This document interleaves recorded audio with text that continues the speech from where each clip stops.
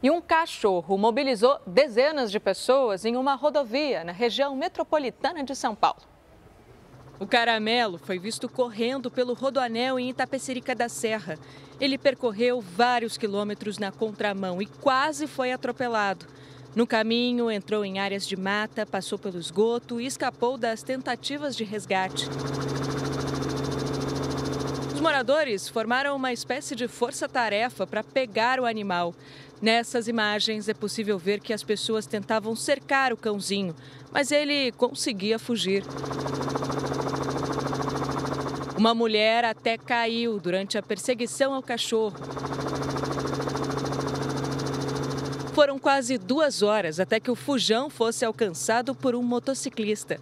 Após o flagrante, ele fez sucesso entre os moradores. E agora, o cachorro deve ser adotado por um deles.